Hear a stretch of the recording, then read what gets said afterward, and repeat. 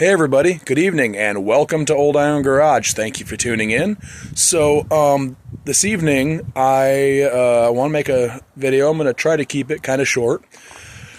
And anyways, today after work I went to pick up another marketplace find. And so I went and checked it out, bought it, got a decent deal on it. It was a little more rough than I thought it would be. But it's definitely worth fixing up, and I'll show you why in a little bit. And then on my way home, I was almost home, and I got a message from a friend stating that he was cleaning out his garage, and he had an item that he was wondering if I'd be interested in coming and picking up. He didn't want anything for it. He said if I didn't want it, he was just going to throw it in the scrap pile. So I immediately turned around, headed his way, and picked it up. I had just passed through his area, so I wasn't too far away. So I went and picked it up right away on my way home. And I am going to show you now what those two items are. Let's dive in. Hey guys, so I'm going to start with the item I picked up from my friend, and this is it. It is a Mcculough portable electric generator. According to the info tag, this is good for about 1,500 watts. And from the little bit of digging I found online, these were made in the 70s, mid-70s, I believe. I don't know for exactly what all years or how many years. But anyways, you know, there's two outlets there. It is 110 voltage.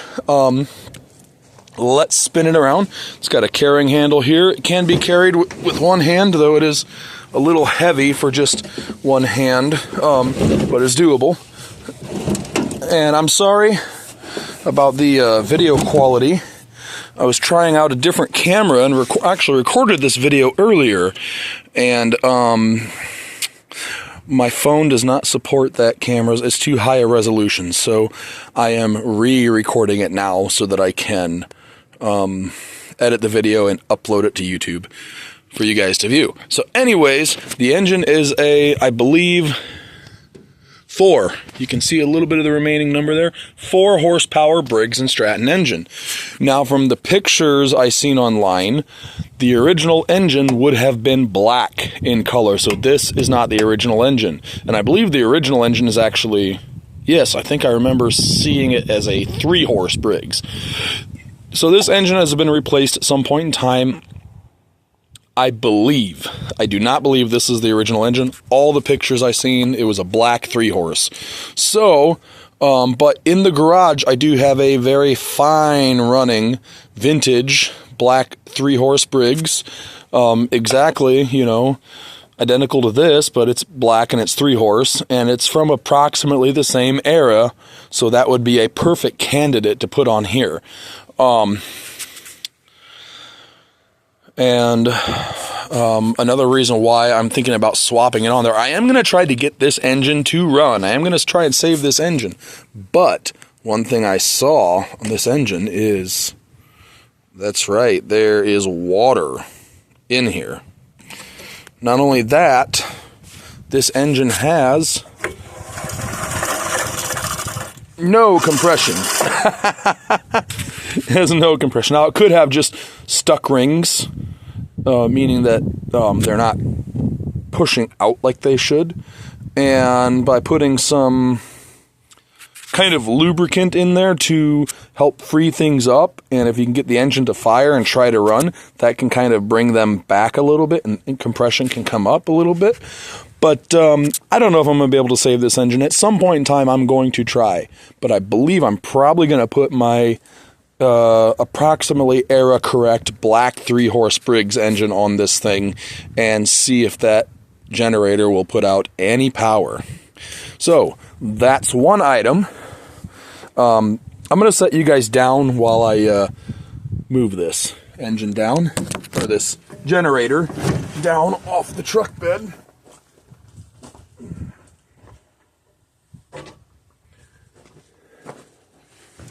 Sorry about that. I just wanted to hurry and get this video made because it's a little chilly out here, and I left my work jacket at work. So it's a little chilly out here. This is the second find today. This is the marketplace find. It is one pretty rough. I haven't looked up what year this was made yet, so late 80s, early 90s. Toro. So you're thinking, oh, you brought home another self-propelled Toro mower. Yes, I did, but there's a reason. This thing was an hour away from home and is in pretty rough shape, but there's a reason why I went through the trouble of picking this up. This is their Commercial Proline Recycler 2, I think. Yes. Yes, you can see what remains there of the decal Recycler 2. There's a little bit of a Roman numeral number 2 remaining. This is a very well-made machine, and I do intend to restore it to its former glory mechanically and maybe someday cosmetically. I mean, just look at this. The Toro badge is cast right into the deck. You know, they did a good job on making these. What is some of the differences that set this apart? The Commercial Proline mowers from the like the residential homeowner type Toros of the same era. Well, one thing that's really good about this, but it does share with some of the residential Toro mowers of the same era, is this engine. So this is not specific to the commercial ones, but this is a great engine. This is a Suzuki designed, Suzuki built 2-cycle engine. But some of the things that set this apart from the residential homeowner grade ones of the era is, here's one thing that I know I haven't seen it on the residential mowers. This spark plug guard, this chrome-plated spark plug guard. I've only seen it so far in these commercial Prolines. I might be wrong. They may have been on the homeowner ones, but the cast aluminum deck on this is definitely noticeably thicker than the cast aluminum deck I've had on any of the residential type Toros of the same era. And what do I mean by commercial and residential? Commercial meaning like this was marketed kind of mainly toward the like professional lawn care services. So these machines were built to see a lot more use than just one bought for, you know, taking care of somebody's yard at home. These were meant to service many people's yards in a week, not just one. So the deck is noticeably thicker, and maybe here in a little bit I'll flip it over and show you. The fuel tank, it's got a large capacity fuel tank, much bigger than the standard capacity fuel tank. It is big. I'm trying to remember what else. Oh, steel 2-piece wheels. Yes, that is steel. That's not plastic, and they're 2-piece. You see the hardware there? These are meant to be split, and then you can change the rubber, which I have found replacement rubber for these for a very reasonable price. It's an aftermarket brand, but I mean, it's a piece of rubber, and I'm not going to be servicing several yards with this thing in a week. I'm just going to be servicing my own, so they should last a long time. What else did I notice that was different about this? I'm trying to remember, guys.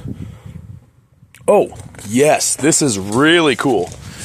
The transmission for these has a selectable gearbox. I'm trying to get it so you can see. The numbers are kind of faded. If you look really close, you can see 1 speed, 2 speed, 3 speed, and neutral. Guys, this is a selectable gearbox. Has different speeds, 1, 2, 3, and neutral. That is really cool. Another thing, this isn't real major, but another thing I noticed that's different is the info tag. The ID tag is a piece of a plate of aluminum that is riveted on rather than a decal that is stuck on.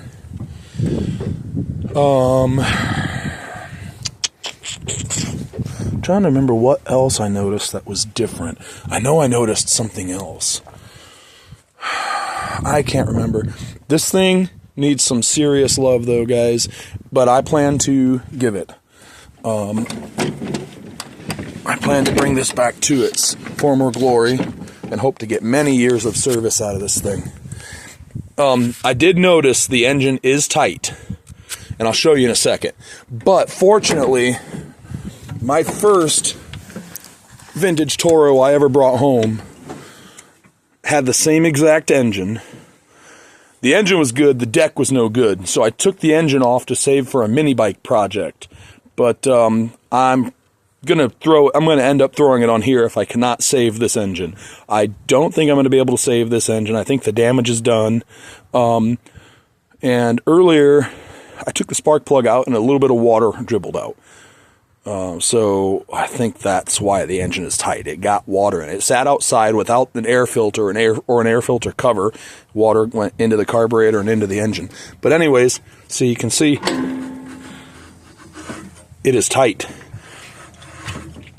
And this is after I put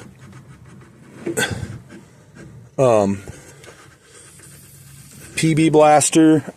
I put PB Blaster in the engine, in the crankcase, and in the cylinder. And then I switched to, that helped a tiny bit, but then I switched to ATF. It's a little thicker, you know, than like PB Blaster or WD-40. And I put some of that in there and turned it. And I know you're probably thinking, oh, you should have tore it down and cleaned everything and reassembled it before trying to turn it, since it was tight. But you know what, guys? If there's like irreversible damage in the engine, then it's already done. So I don't really think I'm hurting anything. I feel like I'm not really making it any worse than it already is, because I'm pretty sure this engine's already toast. I am going to tear it down and see what it looks like inside and clean it up. See if I can save it. See if I can get away with ordering a few parts and saving this engine. But, I mean, I'm guessing it's a total loss internally. Anyways, look at how thick. That's definitely a bit thicker. And then it's got over here where there's a lot of wear and tear, where this will hit and rub on stuff. They made it extra thick at the bottom. Wow, guys. This is, but even this part, which is the thickness of the rest of the deck, that is noticeably thicker than the cast aluminum decks for like the homeowner or residential vintage Toros, like the 80s and 90s, early 90s Toros. Look at the size of that gearbox, guys, like compared to my hand. That's a big gearbox for a self-propelled mower, but then again, it is a 3-speed plus neutral. So, alright guys, well, the cables are kind of rough. Yeah, I'm pretty sure I'm not going to be able to salvage these, or at least make them to where they work nice and easy. So, and then the vinyl on them is coming off. I don't remember what this doodad is called, the plastic thing that drags, but that's toast. Oh! There is a crack and a dent, but I can get I'm a professional welder for a living, but I don't have experience with cast aluminum. But I have a buddy that is an excellent TIG welder and has TIG welded cast aluminum for me in the past, and I know he could TIG weld that up for me. So, for a fee, of course. I don't expect my friends to work for free for me. So, anyways, that is the only crack I've found on this deck so far. I expected there probably would be one, since it's cast aluminum and it's probably almost as old as me, but possibly older. But anyway, yeah, that's it, guys. So I hope you enjoyed this video. Put this back up right.